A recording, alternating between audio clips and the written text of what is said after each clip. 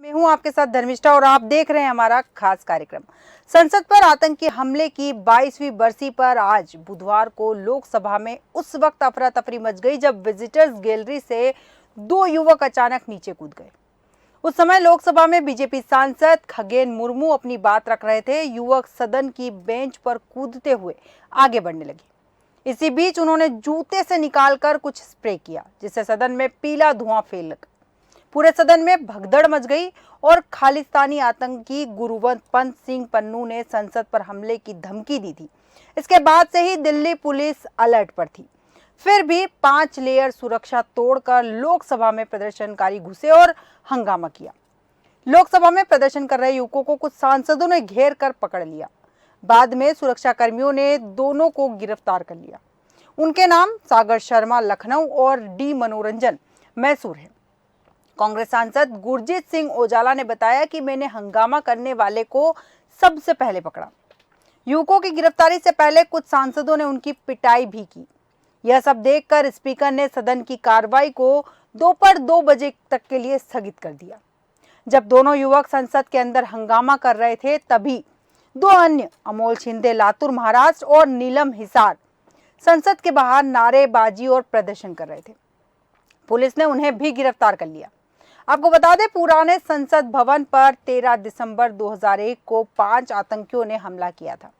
इसमें दिल्ली पुलिस के 5 जवान समेत 9 लोगों की मौत हो गई थी। इस घटना में कुल 6 लोग शामिल बताए जा रहे हैं। सागर और मनोरंजन सांसद विजिटर पास से लोकसभा में घुसे और वहीं सदन के बाहर अमोल ने पीले रंग का धुआं छोड़ा। इनके पास से कोई फोन या बैग बरामद नहीं हुआ। बाहर से गिरफ्तार हुए दोनों लोगों का दावा है कि ये खुद संसद पहुंचे और उनका किसी संगठन से ताल्लुक नहीं है। 5वें व्यक्ति का नाम जो है ललित झा बताया जा रहा है, जो गुरुग्राम में रहता था। 6ठे व्यक्ति का नाम सामने नहीं आया है। ये दोनों फिलहाल फरार हैं। पुलिस ने बताया कि सभी 6 लोग ऑनलाइन मिले थे। ऐसा कोई सबूत नहीं मिला जिससे यह अंदाजा लगे कि इनका संबंध किसी आतंकी संगठन से है। नीलम ने संसद के बाहर नारेबाजी की और कहा, तानाशाही नहीं चलेगी, संविधान बचाओ। यह घटना दोपहर 1 बजे की। इसके बाद दोपहर 2 बजे सदन की कार्रवाई दोबारा शुरू हुई। आते ही लोकसभा स्पीकर ओम बिरला ने कहा, अभी हुई घटना सबकी चिंता का विषय है। इसकी चिंता जारी है। दिल्ली पुलिस को भी जांच के आदेश दे दिए गए हैं और शुरुआती जांच में पता चला है कि वह साधारण धुआं था। डिटेल जांच के नतीजे आने पर सबको इससे अवगत कराया जाएगा। इस मामले पर डीएम के सांसद टीआर बालू ने सवाल पूछना चाहा तो स्पीकर ने कहा कि दोनों लोग पकड़ लिए गए हैं। उनके पास मिले सामान को जब्त कर लिया गया है और जो 2 लोग सदन के बाहर थे उन्हें भी गिरफ्तार कर लिया है।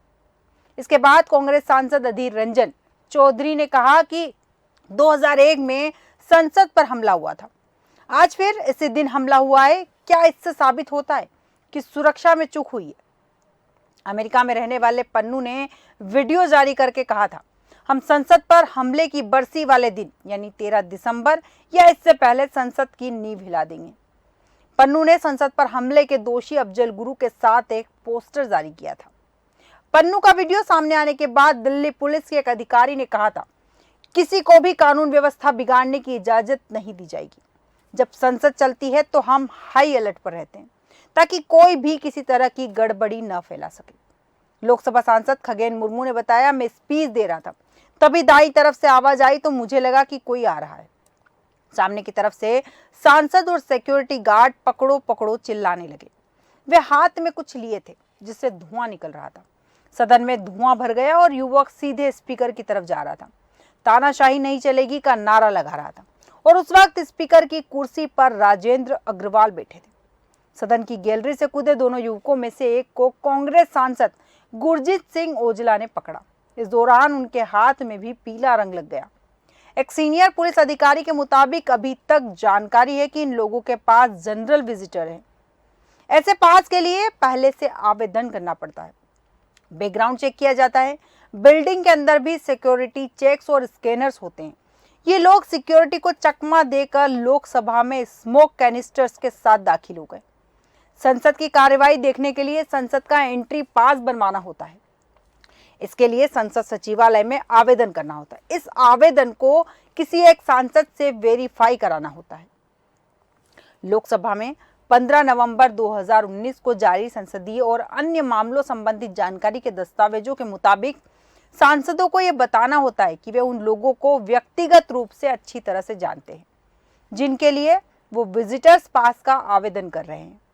नियम के मुताबिक उन्हें आवेदन पत्र में लिखना होता है कि अमुक दर्शक मेरा संबंधी या निजी मित्र है जिसे मैं व्यक्तिगत रूप से जानता या जानती हूं और उसकी पूरी जिम्मेदारी लेता हूं या फिर लेती हूं।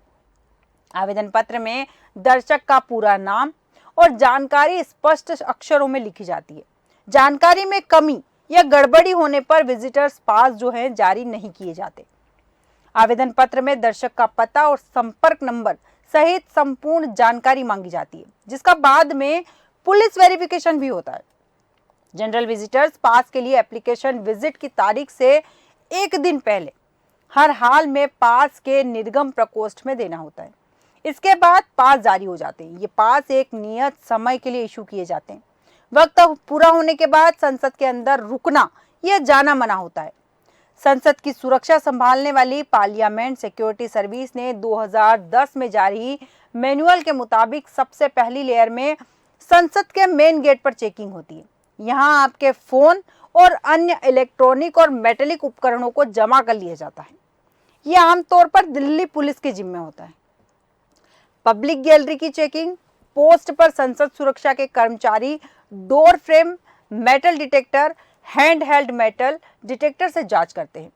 महिला की जांच महिला सुरक्षाकर्मी और पुरुषों की जांच पुरुष सुरक्षाकर्मी करते हैं। जो एंट्री पास मिलता है उसे अपनी लिस्ट से क्रॉस चेक करते हैं। इसमें नाम, परिचय पत्र और फोटो का मिलान किया जाता है।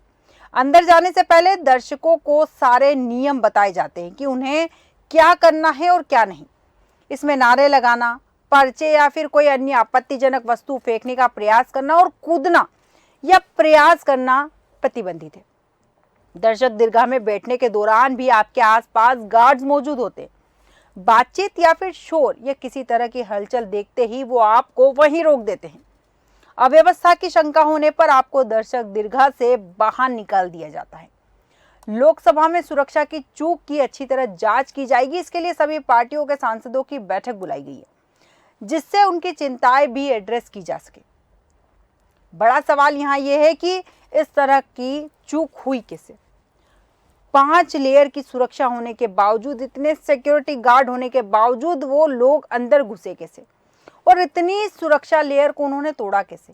अगर संसद ही सुरक्षित नहीं है तो बाकी आम लोग सुरक्षित कैसे होंगे, ये बड़ा सवाल है और इस सवाल का जवाब बहुत ज़्यादा ज़रूरी है। और ओम बिरला ने कहा है कि शुरुआती जांच में जो है वो पता चला है कि ये जो धुआं उठ रहा है वो केवल स्मोक था, नुकसानदेह नहीं है, लेकिन वो लोग वहाँ कैसे घुसे। और ये जो सनसनी फैलाई है उन्होंने इस स्प्रे को कर पूरे संसद भवन में, संसद भवन जो हमारे देश की नींव अगर उसे कहा जा सकता है तो गलत नहीं हुआ, लेकिन बावजूद इसके वहाँ पर उन्होंने हाई सिक्योरिटी को तोड़ दिया। इसके भी 2 पार्ट होते हैं। संसद के अंदर Rajya Sabha, Lok Sabha chamber, lobby, gallery, central hall, सांसद वेटिंग रूम, गलियारे, कमेटी चैम्बर्स की सुरक्षा की जिम्मेदारी पार्लियामेंट सिक्योरिटी सभी सर्विस के अधीन होती है। इस स्टाफ के पास हथियार नहीं होते।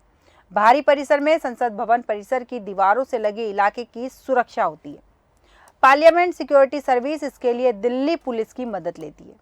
अन्य अर्धसैनिक बलों की मदद भी ली जाती है। ये हथियारों से लेंस होते हैं।